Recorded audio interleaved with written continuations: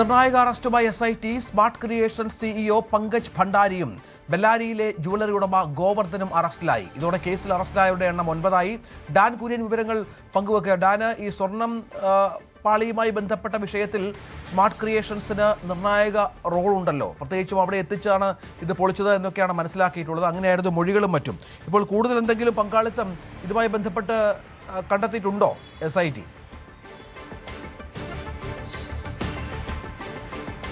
പ്രത്യേക അന്വേഷണ സംഘത്തിന്റെ നടപടികൾക്കെതിരെ ഹൈക്കോടതിയുടെ ഭാഗത്ത് നിന്ന് രൂക്ഷമായ വിമർശനം ഉണ്ടായതിന് തൊട്ടു പിന്നാലെയാണ് കേസുമായി ബന്ധപ്പെട്ട നിർണായകമായ 2 അറസ്റ്റുകൾ SITയുടെ ഭാഗത്ത് നിന്ന് ബംഗളൂരുവിൽ ഉണ്ടായിരിക്കുന്നത്.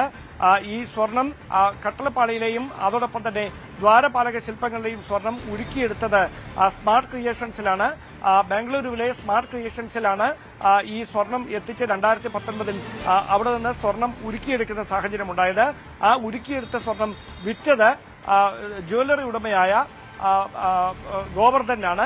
അങ്ങനെയാണ് ബെല്ലാരി സ്വദേശിയായ ഗോവർദ്ധനെയും സ്മാർട്ട് ക്രിയേഷൻസിന്റെ സിഇഒയായ പങ്കജ് ഭണ്ഡാരിയെയും പ്രത്യേക അന്വേഷണം ഇപ്പോൾ അറസ്റ്റ് ചെയ്തിരിക്കുന്നു. ഇവരെ വൈകാതെ തന്നെ തിരുവനന്തപുരത്തെ ഇഞ്ചക്കലിലെ ക്രൈംബ്രാഞ്ച് ഓഫീസിൽ എത്തിക്കും. അതിനുശേഷം പ്രാഥമികമായ ഒരു ചോദ്യം ചെയ്യൽ പൂർത്തിയാക്കിയതിനു ശേഷം കോടതിയിൽ ഹാജരാക്കും. ഒരുപക്ഷെ കൊല്ലം വിജിലൻസ് കോടതിയിലാണോ അതോ പത്തനംതിട്ട കോടതിയിലായിരിക്കുമോ ഹാജരാക്കുമെന്നതിലൊരു വ്യക്തത ഇതുവരെ കൈവന്നിട്ടില്ല. എന്തായാലും കേസുമായി ബന്ധപ്പെട്ട സുപ്രധാനമായ അറസ്റ്റാണ് ഉണ്ടായിരിക്കുന്നത്. അതായത് കഴിഞ്ഞ ദിവസം ദേവസ്വം വിജിലൻസ് ഇതുമായി ബന്ധപ്പെട്ട് നടത്തിയ അന്വേഷണത്തിൽ ആദ്യം കണ്ടെത്തിയ ചില വിവരങ്ങൾ ശരിവെക്കുന്ന തരത്തിലേക്ക് SIT കടത്തിയിരുന്നു. അത് ഈ ഉരുക്കിയെടുത്ത സ്വർണം രാജ്യാന്തര സംഘങ്ങൾക്ക് കൈമാറിയിട്ടുണ്ടോ, അതായത് ഈ ഇത്തരത്തിൽ ആന്റിക്സ് വിൽക്കുന്ന രാജ്യാന്തര സംഘങ്ങൾക്ക് കൈമാറിയിട്ടുണ്ടോ, സ്വർണ്ണക്കൊള്ള സംഘങ്ങൾക്ക് കൈമാറിയിട്ടുണ്ടോ എന്നതായിരുന്നു സംശയം. അത് ബലപ്പെടുത്തുന്ന ചില സൂചനകളാണ് മുൻ പ്രതിപക്ഷ നേതാവ് രമേശ് ചെന്നിത്തലയോട് ഒരു വ്യവസായി പങ്കുവച്ചത്. ആ വ്യവസായിയിൽ നിന്നും കഴിഞ്ഞ ദിവസം അതീവ രഹസ്യമായി SIT മൊഴി രേഖപ്പെടുത്തിയിരുന്നു. ആ മൊഴിയിൽ അദ്ദേഹം പറഞ്ഞ കാര്യങ്ങൾ കേന്ദ്രീകരിച്ച് SITയുടെ പരിശോധന നടക്കുന്നതിനിടയിലാണ് സ്മാർട്ട് ക്രിയേഷൻ CEO ആയിട്ടുള്ള പങ്കജ് ഭണ്ഡാരിയുടെയും ഒപ്പം തന്നെ ജ്വല്ലറി ഉടമയായിട്ടുള്ള ഗോവർദ്ധന്റെയും അറസ്റ്റ് ചെയ്യപ്പെടുന്നത്. നേരത്തെ ഇവരുടെ ഭാഗത്തുനിന്ന് നേരത്തെ തന്നെ ദേവസ്വം വിജിലൻസ് മൊഴിയെടുത്തിരുന്നു.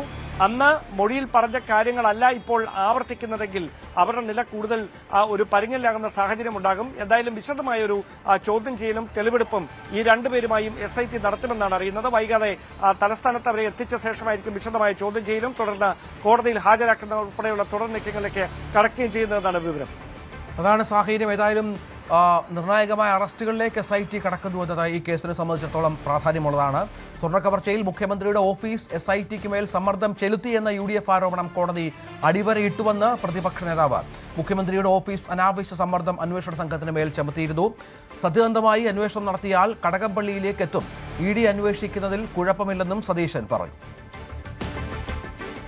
നമ്മൾ തെരഞ്ഞെടുപ്പിന്റെ അവസാന ഘട്ടത്തിൽ ഒരു ഗൌരവതരമായ ആരോപണം പ്രതിപക്ഷം ഉന്നയിച്ചു. ആ ആരോപണം മുഖ്യമന്ത്രിയുടെ ഓഫീസ് SITയുടെ മീതെ, സ്പെഷ്യൽ ഇൻവെസ്റ്റിഗേഷൻ ടീമിന്റെ മീതെ അനാവശ്യമായി സമ്മർദ്ദം ചെലുത്തുന്നു.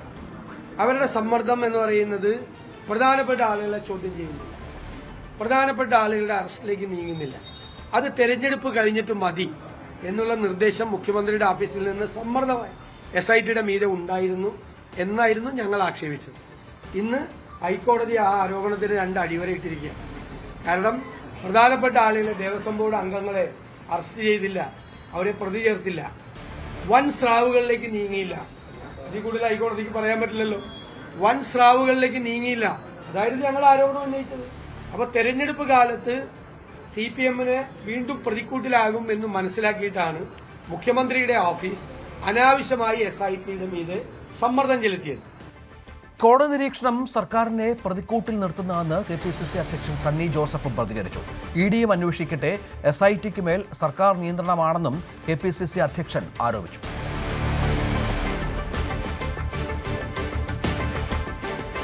M പത്മകുമാറിനെതിരെ